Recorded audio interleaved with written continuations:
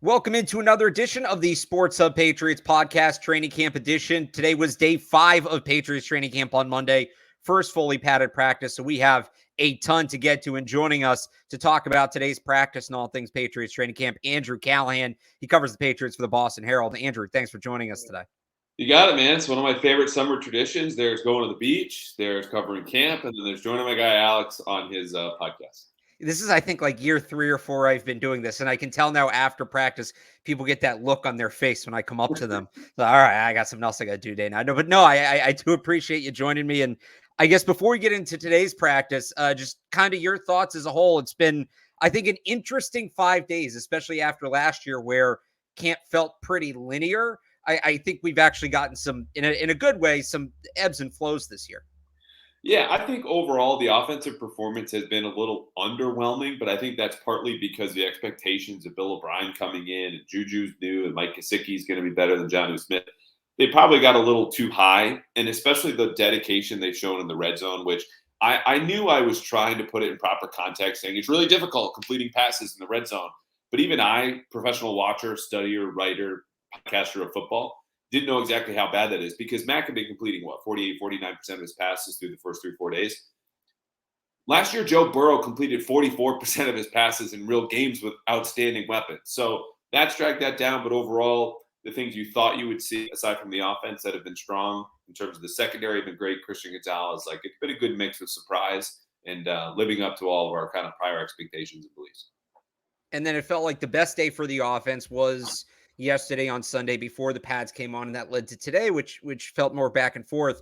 What'd you make of the impact the pads coming on and the increased physicality had on the offense today? Yeah, it was interesting because, that was another part of assessing the red zone play, right? Those first 3 practices. Right. Well, this isn't real football. There aren't pads yet. Maybe there's some grabbing or pushing that's being, done by the defense that would normally be flagged or more obvious when they're grabbing onto pads versus, just a part of the body, whatever. But for me, I didn't see it as really impactful because they opened up the field for most of, practice in those 11-on-11s. We got a little bit of glimpse of the run game. And the physicality there just got watered down by the fact you didn't have any starting offensive linemen, and the time he's going to be off, it's a new run game. Early camp always favors the defense. When you go left to right within 30, 40 minutes of practice, this is your starting offensive line. Riley Reef, Antonio Mafi, David Andrews, Jason Hines until he got hurt, and Connor McDermott. Like, that would be the worst offensive line in the league if it was starting group, and that's what they had to work with. So it's kind of hard to gauge based on that. Where are you at with the offensive line, specifically the tackles? So camp starts, it looks like it's Riley Reef. McDermott starts rotating in, and it's weird to think that they would have tossed Reef already in non-padded practices. But today we even saw Jason Hines getting some reps with Mac Jones in that top unit. I think a lot of people, I know myself, really was hyping up the potential danger, for lack of a better word, of this tackle position. And it feels like through a couple days that's been justified. Yeah, it is. And I think the thing to keep in mind, which, there hasn't been any reporting yet of what's keeping Calvin Anderson out. It's an illness. It's non-football illness, whatever that is. It's taking him a while to recover from. And he's not even on the conditioning field. We just haven't seen him. He was out. Trent Brown gets a rest day. Then you're banking on Riley Reef to be your starting right tackle. Where after 2 days of practice, Riley Reef wasn't your starter anymore. We haven't seen him back at that position. It's been Connor McDermott, who I think, was a good pickup for them at the end of last season, given their situation. But you want his ceiling to be your swing tackle. And ideally, you're number 4 if you have 4 on the roster. Right now, he's the starter. So today, it's possible he could have been the right tackle because Riley Reef, by virtue of Trent Brown just getting a rest day, had to be at the left side. So there wasn't any competition. It was just Riley's our backup left tackle. He'll be on the left side. It's just the fears you had initially have been realized. I would just caution, people on the outside who might be running towards that fear and just freaking out is – we need to see Calvin Anderson. Trent Brown is still healthy. Cole Strange looks like he should be okay. You get those 3 guys in the lineup and Mike Onwenu, it's a very different O-line come September from where we are right now at the end of July. That is true. We really saw the depth. I mean, everybody played today. It felt like with that top unit kind of by necessity, because as you sort of just laid out, there were a lot of guys that missed time today. Let's talk about the quarterbacks. A lot of Bailey Zappi has the big day on Sunday. All of a sudden, there's a lot of people that want to hear quarterback competition. I know I've been asked about it a lot. If there is a quarterback competition, they are doing a very good job of keeping it secret. And I don't know that you can have a proper quarterback competition and keep it secret because it does need to be visible. Guys are working right at that top level. So a good day for Zappe doesn't mean a bad day for Mac Jones. I don't know. Maybe you see it differently, but I feel like Mac Jones hasn't been everything we want him to be, but he's been good. And to this point, it's still very much his job to lose. Yeah, he's been fine. Lowercase f. And again, a lot of that has to do with the red zone, the new offense, the offensive line issues, just timing, again, favors the defense early in camp. As far as the quarterback competition, I've said many times on TV, radio, my podcast, Pat's Interference, if you're looking for a quarterback competition, you're going to find one because that's the only reason you're talking about it. If you're just looking at it from an objective view, Mac Jones is taking all of the starting reps through 5 practices now. As far as, the possibility of Bailey Zappe becoming the starter, when I say it's not a competition, I'm not ruling that out because comments from Belichick today echo what he said in March, and he spoke with SiriusXM Radio and said, Mac is really on top of things. He knows the playbook that allowed him to lead as the offense and be in charge. But we haven't seen them in the face of pressure. We haven't done real football yet. We'll let them compete and see how it goes. So he's leaving the door open. But all indications are the decisions, the actions the Patriots have taken. Mac Jones is a starter. Bailey Zappe is the backup. So far, it's as simple as it gets. What have you made of Mac Jones? So you mentioned kind of during the play, I think lowercase f fine's a good way to put it. He hasn't been good, but he also hasn't been bad. He's just sort of gone about his business. In between plays, I feel like we've seen a guy that's a lot more confident, more swagger, for lack of a better term, more relaxed. Felt like last year with the struggles of the offense, he started wearing that whole weight on his shoulders, maybe a little less of that this year. Do you read into that at all? Or is that just him, new season, out playing football? It's fun to be out of the classroom and on the field. Well, I think he's empowered, right? Like those moves, even today at the line of scrimmage, those hard counts, he gets 2 guys to jump offside. One from Dietrich Wise is a veteran. You can't make those mistakes. Training camp is for those mistakes. But look, that's not getting an undrafted rookie to jump across the line. That's a real move. We've seen him make audibles, full play audibles, checks in the line of scrimmage, route adjustments at the line. And that's what Bill O'Brien's system is. Whereas you go back to last year, Patricia wants to be in charge. Judge is speaking louder in meetings, as we reported, to show he's in charge. You're going to do what you're saying. You're going to like it. We, of course, know that's not how Mac Jones operates. And that also takes away from his quote-unquote superpower, his strength as a quarterback. Pre-snap processing, digesting information, quick release, accurate throw within 10 yards of the line of scrimmage. And so when you give him those options in empty sets and spread the field and let him read defenses and make calls and do hard counts, that's going to get the best version out of him. And I think we're starting to see that emerge. It's just you want to see better chemistry, connection, and timing with the receivers. And so far, it's just been him and Hunter Henry and him and Juju Smith-Schuster. So you mentioned the receivers, and it's been kind of slow. You mentioned some of the red zone stuff as well that's been in there, but feels like Juju's coming along. Kendrick Bourne's coming along. Before we get to, I think, the wide receiver story everybody wants to talk about, at the top of the depth chart there, how are you feeling about that group? I'm going to give you another lowercase f fine. Like Juju has been the best receiver in camp, right? That's to be expected. You were given the biggest contract so far. Not better than Nelson Aguilar's, but total money's a little bit more than his was. Kendrick Bourne finally caught a pass today. That's not great. His first of team drills in training camp. Devontae Parker is what he is. It's going to be kind of a boom or bust with him, which you get when you are literally a 50-50 contested catch kind of guy. And that's what he is. So I would love to see him, and he's done this so far, reestablish and rediscover that connection with Hunter Henry.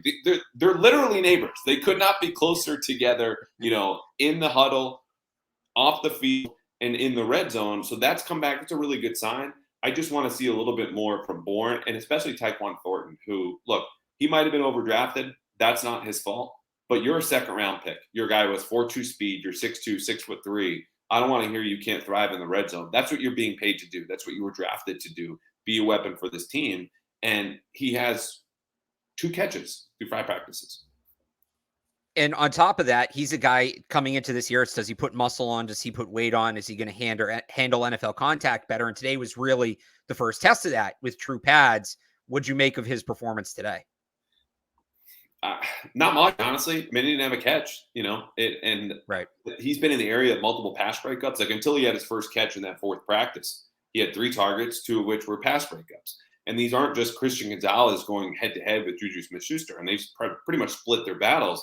It's guys who are backup corners who are getting the best of him. So I just want to see more. And I'm not saying it's impossible, but he's a guy who played more than Kendrick Bourne did last year and did less with that than Bourne did. And Bourne's a veteran. That's great. But he's had opportunity to develop, even though he had the broken collarbone last year. Expectations are high. That's just what it is. And if they're going to trade Kendrick Bourne, which they've contemplated last year and this offseason, especially had they signed DeAndre Hopkins, Doug Kyde of the Boston Herald reported that Bourne likely would have been on the way out.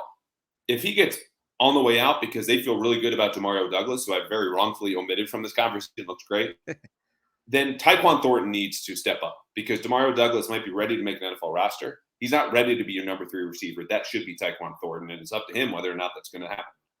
So I did want to kind of give Demario Douglas his own little segment here because he is turning into, Christian Gonzalez has been excellent, but we expected Christian Gonzalez to be excellent. He was 17th overall pick, and people thought he was underdrafted. Demario Douglas is the 6th-round pick from Liberty, comes in, lit up non-padded practices, and I don't want to say I expected that because it's a lofty expectation, but he profiles as the kind of guy on the smaller side, but he's very fast, he's very quick, that does well when there's not a lot of contact. I think the question for him, a guy that's 5'8", 190, is, well, what's going to happen when the pads come on and guys can sort of knock him around? Is he still going to be able to compete, or is it the guy I always use as an example, I don't mean to pick on him, is Maurice Harris back in 2018, came out at minicamp first. Nixon. We've seen that, right? Trey Nixon, yeah. In minicamp 2 Junes ago. He's still around. He's catches, but that's exactly the point you're making. Yeah. Right. And so I thought Demario Douglas today had some moments in terms of the contact. There were a couple of routes where at the top of the route it got physical. He was still able to break the route off. He had a block and 7-on-7s that drew a big cheer from the sideline. So I feel confident in saying Demario Douglas is a guy. Like, I think he's an NFL player. Like you said before, he seems like a guy you can keep on the roster. Now it's tricky to figure out to what extent, how far are you riding that hype train, because that comparison to Tyquan Thornton has been made. They do need a speed guy. They can't come out with Parker and Smith-Schuster and Bourne because there's just not a ton of speed on the field. Thornton, we thought coming in, would be the guy that would give them that elite burst. But if Douglas is going to be good, in theory, he could be that guy. But it sounds like you're thinking he's not there, at least not yet. Yeah, I'm just not willing to make a bet if I'm the Patriots offense and trying to figure out who's going to be my, field position player, because you can plug in Ramondre Stevenson, Hunter Henry, Juju Smith-Schuster, and Devontae Parker. So then you're deciding, is it Mike Gesicki, who's not going to fit in all different scenarios and packages and against certain defenses, Kendrick Bourne, or Tyquan Thornton? And of those 3, the bet I'm making with the least amount of confidence is Tyquan Thornton. As far as Demario Douglas, I'm happily surprised by him, and I don't mean to downplay his production, which, look, you get 3 catches per practice. That is, near the top or at the top of every single day that we've seen so far from these Patriots receivers. Again, Kendrick Bourne has 1 catch in 5 days, and Demario Douglas is somewhere close to 15. But I would just caution, I think he's a little bit of a bump from the play designs, which naturally he's going to be featured as a quicker player who's good in space. I'm talking about screens, certain RPO actions, a lot of shallow crosses, which are easy throws, or into the flat. The other part about this is, as you mentioned, at 5'8", 192 pounds, he looks a lot different as a receiver than the rest of the guys. This is a big receiving core. It's a strong one. It's very good after the catch, or at least that's what they're hoping to. That's what they're building towards. He's shorter and he's quicker. So just by comparison of looking at all these players after snap, after snap, after snap, and here comes little Pop Douglas, he's going to look that much quicker because they don't fit in the same kind of profile. So I just want to see more, a preseason game or 2. He's trending in the right direction. That's all you can ask for. We don't need to do the qualifiers of, it's early camp, only 1 day at bats, blah, blah, blah. We all know that. We all get that. Sometimes it's due a reminder of things are looking good, but why is that the case? Is it by comparison? Is it the way that he's used? Is it all 3? Or is he just legit? Because he's been good and he's been consistent. I think the consistent part is the most encouraging part of what we've seen from him so far. Just do it another day, another game, another practice. Last one on the offense for you. 2 guys coming into the summer who had a lot of buzz were Pierre Strong, Kevin Harris, drafted last year, kind of ended up in that red shirt thing. But now Damian Harris is gone. Ty Montgomery's been hurt. So they look like the next guys up. The running backs, that's another position where you really start to get a look when the pads come on. It seems like Pierre Strong kind of has the lead there for the most part. It sort of shifted to Kevin Harris today, but a lot of reps for Pierre Strong the first few days when Ramondre Stevenson was limited. Where are you at with those 2 running backs? And do you think they need to add another one like, Zeke Elliott? Yes. I don't know what Zeke Elliott was asking. So it's difficult to say, just sign him. You have the money, and they do. And they probably should be adding talent or extending the current talent on the roster. It's a separate conversation. But, I'm pretty much what you described. Kevin Harris took a lot of the starting reps today over Pierre Strong, and they'll alternate and it'll go back and forth day to day. But again, training camp is about the trends. That's where the truth is. And the latest trend in the backfield, when Ramondre Stevenson sits, it's not Pierre Strong getting those carries. And especially when the pads come on, which I think is really telling, because that's Kevin Harris's game. He's power. He's 5'9", 225 pounds. He's a bowling ball. So at the goal line, you want a guy like that. If he's holding on to the football, that's what you want. And if he can, hold up and blitz pickup, perfect. There's really nothing more to ask, because I don't think, with that receiving core around him and the tight ends, like all of them are pass catchers first. So you don't necessarily need a pass catcher out of the backfield to be a number 1 or 2 or 3 option like we've seen in some past seasons. So yeah, it's Harris for now is ahead of Strong. And then you just got J.J. Taylor, because Stevenson is getting these rest days, in which a dream training camp, even for a 24, 25-year-old kid. So they should add another back just to get some insurance in there, ideally a proven bet like Zeke Elliott. Well, the other thing they had today, I don't know if you saw this. So on one end of the field, they were doing run fit drills, and they had the only 3 backs essentially were practicing, Harris, Strong, and Taylor over there. And then closer to us, they were doing 7-on-7s with some play action stuff, and they had Ross Douglas taking play action snaps from Mac Jones. He actually handed him the ball at one point, and he was moving. Yeah, back to his Michigan days. But it feels like it's almost 2 different conversations for me, where I do think they need a veteran back. I do think they need to add depth at that position to get through the season. But I also almost feel like they just need another body to get through camp, because you talk about guys getting as much opportunity as they can with reps, and Strong and Harris are getting a lot of time, which is good, but you also can't give them every single rep. And there's times you're going to need guys elsewhere on the field. And you saw today, they had to have a coach step in and do it. Yeah, and that's a big part of this, because we saw what happened to the offensive line, right? Oh, you have 1 guy out, that's not an issue. Okay, 2 is, we got to have a conversation. 3 is they worked out 4 offensive linemen today, because you have rookies starting with your top offensive line. And when the pads are on, that means generally a live pass rush. And if you opt not to have a live pass rush, well, then you're doing a disservice to your defensive linemen, because your offensive line just can't get healthy enough. So if you have those rookies or young running backs in that kind of position, and we're talking about second-year guys now, you don't want to peel back on your advanced blitzes or the way that you spin the dial just because you can't trust them in blitz pickup. And the quarterbacks aren't going to get hurt. But the point is, just practice the way you want to practice, whether that's number of bodies or the plays that you want to run, and don't let a health issue, as much as you can, get in the way of that, because you don't get these days back. These are all big days, as Belichick said. And even at a position where I'm with the larger analytics group when it comes to the function of the running back in today's market, and I think the NFL has either been ahead of the curve or is just now catching up. They're not important until you have none of them. Just have enough guys to hand the ball off to, and you'll be fine. It's funny. I always say when somebody goes, another running back, like, what do you need more running backs for? Maybe the top end value isn't what it's subscribed to be, but it is a position where you need depth. You need 4 or 5 guys to get through a season, because otherwise you can do the Steven Jackson thing. And I don't think anybody around here wants to experience that again. Let's move over to the defensive side of the ball, and kind of what you were just talking about. You have to, health issues sort of changed the way you watch this practice. I came away, I thought the defensive line looked really good. I thought Dietrich Wise had a few plays he flashed. I thought Christian Barmore had a few plays, which is big for him, a guy that's trying to prove he's going to make that 3rd-year jump. But how much stock can we really put in today for the defensive front, given who they were working against? 0. Like, honestly, 0. And I think, again, we don't need to learn a whole lot about Dietrich Wise. He's coming off of a career year. I think that was a surprise. If he matches that level of production, above average starter, 2 thumbs up. Christian Barmore, all expecting kind of a bounce back, much like Mac, year 2 leap. Mac, obviously a lot of systematic issues, some injury. Christian Barmore, it was all injury that held him back from making, again, the proverbial year 2 leap. So it's encouraging. There's nothing new there. A year older for a lot of these guys, given where they are in their careers, Josh Uche included.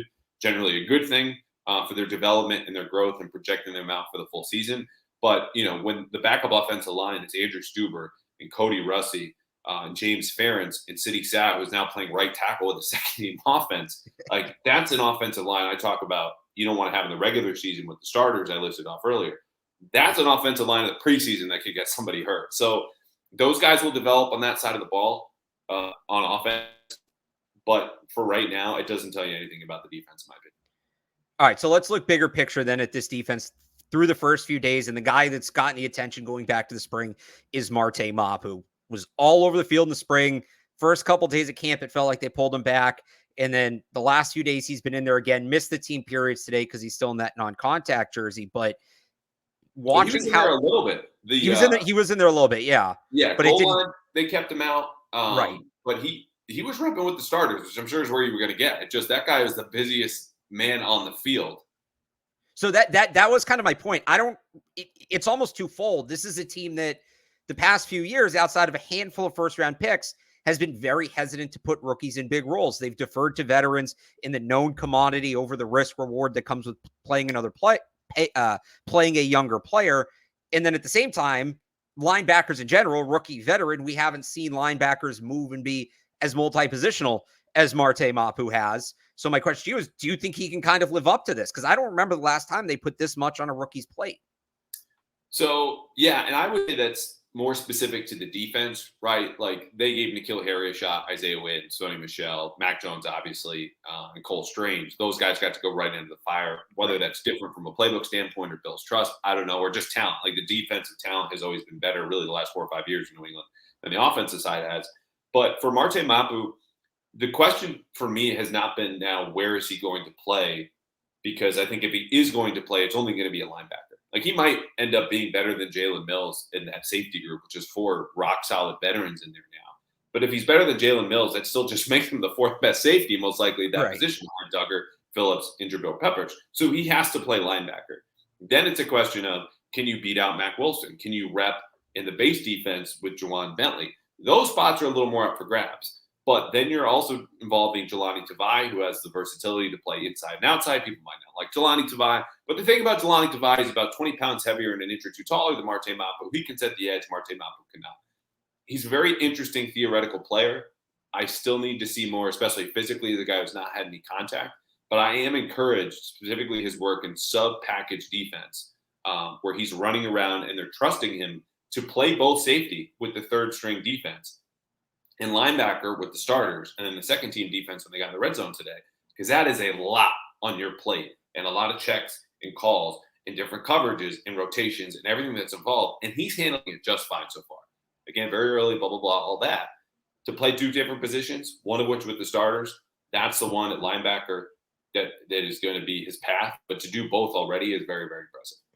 I feel like what can help, and we saw a little bit of this on Sunday. I think we may have seen 1 or 2 snaps of this today, but I remember seeing it regularly on Sunday, was they had him off the ball and Bentley on the edge. So Bentley's able to stay on the field, keep the green dots, still do some of that communication stuff, but you get Mapu in a spot where he's comfortable. And Bentley, if people don't remember, like when Hightower was here, would line up on the edge and wasn't bad at it. They just haven't had the personnel to do that the last couple of years. Yeah, and I think Bentley on the edge gets to be specific in more obvious passing situations, right? Like he's a big guy. Yeah. He's not particularly long. You don't want him living there on the edge. Like it's much better instant read, react, changing things from the middle of the field. And so when that happens, I think, it's part of certain blitzes or maybe the loop round and stunt, but like he's there also to be hidden from having to play man-to-man and a running back in a way that if you have Marte Mapu there or Kyle Duggar or Adrian Phillips, because we know they drop down from the 3rd to the 2nd level, that's fine. They're quick enough. They're good enough in man-to-man coverage to do that. So, yeah, I think you could play them both together in obvious passing situations like you mentioned. But Bentley on the edge, I still don't think that's something they want to major in. It's going to be something that they can keep their best players in the field, Bentley very much being one of them, in all different scenarios. It's just how can we move him around so he doesn't get picked on in coverage, even though he had a very solid season in coverage last year. I almost just feel like what Mapu allows them to do, and this kind of goes back to the secondary, there's so many little wrinkles they have the potential to do because they have so many players who are good in multiple spots. Kyle Duggar, Adrian Phillips, Jalen Mills, Mapu. If Bentley can contribute on the edge, Tavai is playing a little more off the ball again this summer. And I'm going back and forth with this take personally that if they can have all these different alignments and all these different little schematic things that offenses have to worry about, it's that much more for an offense to have to game plan for during the week. But is there a tipping point where it becomes too much and now you're overcomplicating it for yourself and you create issues there? But if they can find that balance, I feel like Marte Mapu, among other players, is a very valuable guy to help put in those little wrinkles because there's so many places they can put him and they can use him to maybe move other players around too. Yeah, I think, some of the Patriots issues, and this goes for, I'm sure, most teams, are self-created, but those are specific to, they fall in love with the theoretical rather than what can our players actually do. Like an example last year, and you can pin this on Matt Patricia or Joe Judge, but there were multiple coaches behind this idea. You remember the little Jordan Humphrey experiment? Yes. Where he's going to play more snaps than Hunter Henry. He's our third receiver, but he's actually a tight end because the way he blocks, he's 6'4". So we're kind of in 11 personnel, but then we're also in 12. But he's really not that great of a receiver. So he's ignored as a pass catcher, and guys he's blocking are probably stronger than him. But they thought that was a good idea, is to have little Jordan Humphrey as part of this major package of their offense, which they tossed out after like week 3 or 4 last season. So Mapu, I'm not saying is little Jordan Humphrey. He was, a much higher draft pick. He looks much more naturally talented. I just wonder if you go, hey, we have all these guys, these jack of all trades. What are you majoring in? What is his exceptional skill that you want him on the field specifically to do this? Because it's great to have people who are versatile, but I want people out there that the offense has to account for in a specific way. Because when they slide the protection over to Matt Judon, excellent pass rusher, or Josh Uche, tremendous speed rush, then you can toy with the opposite side of the line or whatever it might be. And so if you have players where you feel like, oh, they're good, they're solid, but we can pretty much do whatever we want, that's when you get in trouble. So I love the idea of building the whole damn plane out of safeties because they could deploy 5 at once.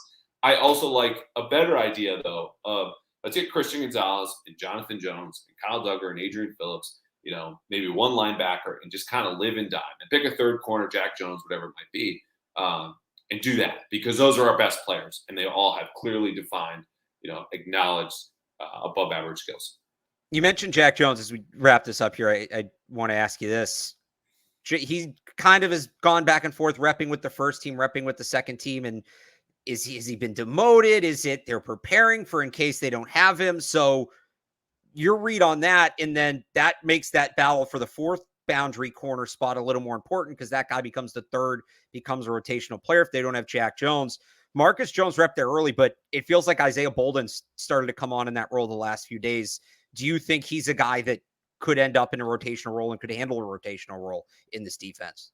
I'm not there with Isaiah Bolden. He had a pass break up today. Could have been PI depending on the referee's attitude, I suppose, that day, because he's been like catnip for these quarterbacks. I think he's been targeted more than anybody, and that's partly because he's playing second-team defense and third-team defense. So we'll see again what happens in the preseason. He's got natural tools, but this is a guy who was at Jackson State last year, and it was his first year as a starting quarterback last season. So for me, yes, putting Jack Jones in second-team defense every single day, except for Sunday, I believe, is the Patriots' way of saying we have to prepare in the event that he's not going to be available. So Jonathan Jones and Christian Gonzalez and then Marcus Jones, you get the majority, if not all of the reps at outside corner, and we'll run with that. As far as the fourth corner, it's something you'd ideally not have to worry about. And I think the Patriots do a really good job of, playing dime, as I just mentioned, where they'll go with 3 safeties and 3 corners because those are their best players. And we saw this against Miami last year where they're totally out of corners and you're calling up Quandre Mosley and, 2 other corners that are now escaping me. I think Jonathan Jones might have been one of them, or Marcus Jones was. Either way, but they're going to play zone and they're going to lean into their safeties because that's their best position group or probably their deepest. So, yeah, I think the Jack Jones thing is just insurance. They don't know where this is going to go. We don't know if he's been indicted yet, which will be the first big domino to fall in his legal battle, whether, what the state is going to move forward with, these charges that carry mandatory minimums, what the league is going to respond with. I can't tell you, though, and I've told a couple of reporters this because I spoke with Stacey James, head of PR. I expect to hear from Jack Jones at some point this week. It could be Sunday, but fans can look forward to hearing from him for the first time, obviously, since his arrest, and to see what he has to say. Spoiler, it's not going to be much. He's going to be coached up very well by Stacey, and we're going to do our best to ask some questions and, find out more about what's going on. But, of course, he's going to be particularly careful with his words in light of all the legal things going on. I would imagine so. Before we wrap it up, I got to ask you about special teams because it is me hosting the podcast. Big day for Bryce Behringer today. I feel like I should ask you about special teams, Alex. You're out there. No, wait. Michael Hurley wanted me to pass on a gripe that you are not keeping the times with a stopwatch, but doing it with your phone. He wants you to, quote, respect the game. First of all, I respect the hell out of you for keeping those times and watching it as intently as you do. I look and go, Bryce Behringer just sent a ball through a cloud. That counts. He's doing an excellent job. So my official stance is he's very good. He's exactly advertised after kind of going to a draw with Corliss Waitman on Sunday. Today he was great. But what did you make of Bryce Behringer? Forget asking me. I thought he was excellent. I think on top of the times, which, by the way, if I knew where to get a stopwatch, I would. I said that to Hurley today. Yeah. It's right, he's messing around, obviously. I know, but it's right there on the phone. It's easy. The thing that really impresses me about him, and this is what's tough about watching punters and A big thing, and I know the Patriots look at this, is the rotation of the ball off the foot. You actually don't always want a perfect spiral because it's really easy to catch. You want something that's a little wonky, got a little Tim Wakefield to it. And so in addition to Bryce Behringer's hang times today, which were excellent, he had a 5.33. He had 2 muffed punts. And Marcus Jones and Miles Bryant are guys who have caught a lot of punts, have a lot of experience doing that. That stands out to me more than anything, because that's why Bill used to love the lefties, is the ball spins on the opposite axis, and it's something the returner hasn't seen before. Now you have guys, there's more science to it, and you can make the ball spin like a lefty, even if you're a righty. But Behringer, it's coming off his foot weird and in a good way. So I thought that was more encouraging, maybe even than the hang times today. God bless the punter talk. And at the combine this year, I ran into Shane Graham, who has his own private company. It's like very kicking focused and all the technology and the spin that you mentioned. So God bless people listening through that. It is interesting. It matters. It's the stuff that the Patriots are paying attention to, which is everything that we should be paying attention to. But it struck me as you started to speak there and aptly described, a Tim Wakefield kind of like knuckleball punt, which I love. Yeah. Imagine being a knuckleball pitcher in the spring and summertime and then just punting come football season. And that is just your 12 months the whole time around. You are like the most relaxed professional athlete for the most part. You're not even using your same body parts in those different 6 months. You get done in February with football, start warm up in spring training. What a life that would be if we had Bryce, Wakefield, Tim Behringer. Some kid's got to make it happen if Shohei Ohtani can pitch and hit at the rate that he's doing. Well, it's not punting, but Steven Gostkowski was going to do that. He pitched at Memphis. He was in the Cape League. He wasn't good, but who knows? Maybe if he was, he would have been that guy. Ended up sticking with football, and it worked out for him. But Andrew Callahan, before we let you go here, interesting week schedule-wise for the Patriots, 6 days in a row. We both started covering the team in 2018. I don't remember them ever going this many days consecutively, even going back a few years before that. So what are you looking for this week? Because it feels like a key week where it's all going to sort of be bang, bang, bang, day after day after day.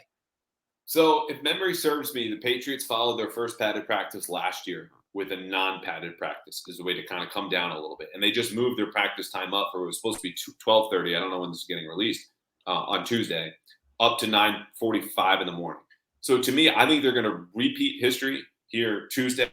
Wednesday, I would expect to be another padded practice. That's the practice to follow. If you're reading Alex, listening to Alex, reading me, listening to me, because I think that will be more full go. I think you'll have one-on-one pass rush, one-on-one receiver, and defensive back drills.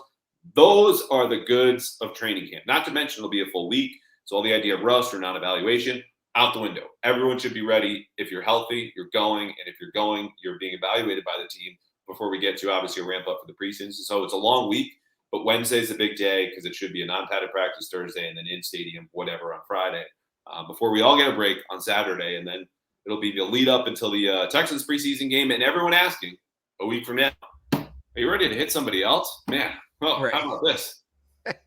That is the always we went through that. Is it good to be back out here? Is it nice to be back in pads? And then we get to, is it good to hit somebody else? It camp does tend to follow a pattern year after year after year, but it's still fun. We have fun covering it. Andrew Callahan has fun covering it for the Boston Herald. He also hosts the PATS Interference podcast on CLNS Media. You can follow him on Twitter @_Andrew Callahan.